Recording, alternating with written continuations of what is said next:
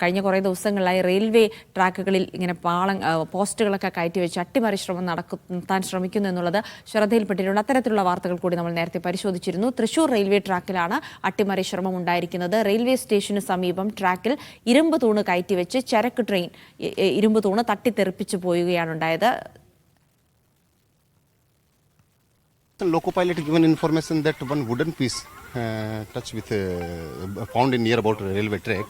Immediately on information we visited the spot and noticed that one found a rail piece is near to railway track.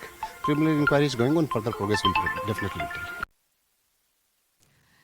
കേക്കിൽ തുടരുന്നുണ്ടാകിൽ അത് railway station അധികം ദൂരെയല്ലാതെയാണ് വച്ചത് എന്നുള്ളത് കൊണ്ട് തന്നെ പ്രതിയെ പിടികൂടാൻ എളുപ്പമാണ് എന്ന് വിചാരിക്കുന്നുണ്ടോ? CCTV ദൃശ്യങ്ങൾ അടക്കം ലഭിക്കാനുള്ള സാധ്യത എത്രത്തോളമാണ്? അപ്പോൾ തന്നെ ഈ ട്രാക്കിൽ ഉണ്ടായിരുന്ന ഇരുമ്പ് തൂണത് ട്രെയിൻ തട്ടിത്തെറിപ്പിച്ചു പോയി എന്നുള്ളത് കൊണ്ട് തന്നെ വലിയ അപകടമൊന്നും ഉണ്ടായില്ല. പക്ഷേ മറിച്ച് എന്തെങ്കിലും സംഭവിച്ചിരുന്നെങ്കിൽ അതൊരു വലിയ അട്ടിമറി സാധ്യതയിലേക്ക് തന്നെയായിരുന്നു കാര്യങ്ങൾ വിരൽ ചൂണ്ടുന്നത്. എന്തായാലും ഈ പ്രവൃത്തി ചെയ്ത ആൾ വളരെ പെട്ടെന്ന് പിടിക്കപ്പെടുമെന്നുള്ള വിശ്വാസമുണ്ടോ ഇപ്പോൾ?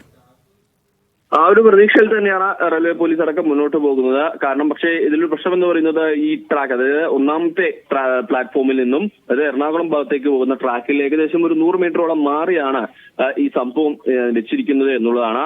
അതുകൊണ്ട് തന്നെ ഈ CCTVകൾ ഒരു പരിധിക്ക് അപ്പുറത്തേക്കൊരു ദൃശ്യമൊന്നും ഇതിൽ നിന്നും ലഭിക്കാനുള്ള സാധ്യതയുമില്ല. എന്തായാലും പറ്റുന്ന രീതിയിലുള്ള ഭാഗങ്ങളൊക്കെ തന്നെ പോലീസ് പരിശോധിക്കുന്നുണ്ട്. ഈ ട്രാക്കിന്റെ മറുവശത്തുള്ള ഭാഗങ്ങളിലൂടെ ഏതെങ്കിലും തരത്തിലുള്ള ആളുകൾ കടന്നു വന്നതിന്റെ CCTV ദൃശ്യങ്ങൾ സമീപത്തുണ്ടോ എന്നൊക്കെ റെയിൽവേ പോലീസ് അടക്കം പരിശോധിച്ച് വരികയും ചെയ്യുകയാണ്. എന്തായാലും അപകടങ്ങളും ഒന്നും ഉണ്ടായിട്ടില്ല. ഈ ലോക്കോ പൈലറ്റ് തന്നെയാണ് ഈ രാവിലെ 4:55 അതുവഴി പോയ ചരക്കു ട്രെയിനിലെ ലോക്കോ പൈലറ്റ് തന്നെയാണ് വിവരം അറിയിക്കുന്നത്.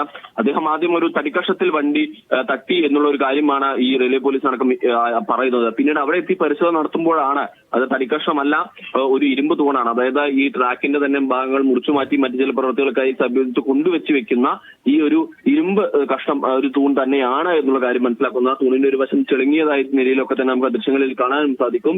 എന്തായാലും മറ്റ് അപകടങ്ങളൊന്നും ഉണ്ടായില്ല എന്നുള്ളത് ഏറെ ആശ്വാസകരമായ കാര്യം തന്നെയാണ്. ഒരുപക്ഷെ ഇത്തരത്തിൽ ഇതിലൂടെയൊക്കെ തീർച്ചയായിട്ടും ഒരു അപകടം ഉണ്ടായില്ല എന്നുള്ളത് ആശ്വാസകരമാണ്. മുൻപ് കൊല്ലത്ത് നിന്ന് സമാനമായ വാർത്തകൾ ഉണ്ടായിരുന്നു. അവിടെയും ഇതുപോലെ തന്നെ പോസ്റ്റുകൾ റെയിൽവേ ട്രാക്കിൽ കയറ്റി വെച്ചുകൊണ്ട് അട്ടിമറിക്കുള്ള ഒരു സാധ്യതയാണ് ഉണ്ടായിരുന്നത്. അന്നും വളരെ പെട്ടെന്ന് പ്രതികൾ പിടിയിലാവുകയും ചെയ്തിരുന്നു. ആ കേസ് അന്വേഷണം ഇപ്പോൾ എവിടെ എത്തി നിൽക്കുന്നു എന്നതിൽ എനിക്ക് വ്യക്തമായ ധാരണയില്ല. പക്ഷേ ഇത്തരം സംഭവങ്ങൾ ആവർത്തിക്കപ്പെടുമ്പോൾ കൂടുതൽ ജാഗ്രതയിലേക്ക് റെയിൽവേ സംവിധാനങ്ങൾ കൂടി നീങ്ങേണ്ടതുണ്ടല്ലേ?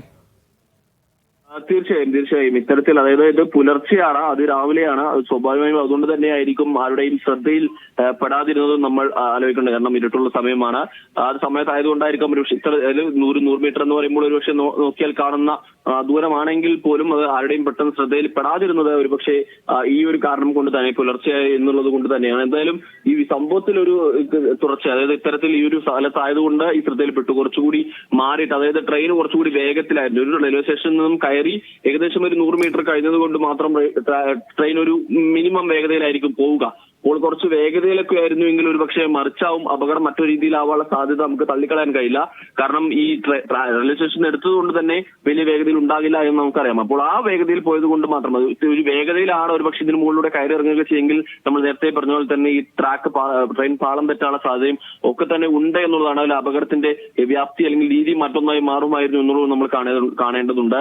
ഒപ്പം തന്നെ ഇതൊരു പാസഞ്ചർ ട്രെയിൻ ആയിരുന്നില്ല, ഒരു ചരക്ക് ട്രെയിൻ ആയിരുന്നു എന്നുള്ളത് കൂടിയുണ്ട്. അപ്പോൾ എന്തായാലും ഇത് ഒരു അട്ടിമറി സാധ്യത തന്നെയാണ്. ഇതിൽ ഒരു ശക്തമായ നടപടികളിലേക്ക് എന്തായാലും പോലീസും മറ്റ് റെയിൽവേ പോലീസും അടക്കമുള്ളവർ കടക്കേണ്ടതുണ്ട് എന്നുള്ളത് തീർച്ചയാണ്. കാരണം തുടർച്ചയായ തരത്തിൽ സംഭവങ്ങൾ ഉണ്ടാകുന്നു എന്നുള്ളത് ഏറെ ആശങ്ക നൽകുന്ന ഒരു കാര്യം തന്നെയാണ്.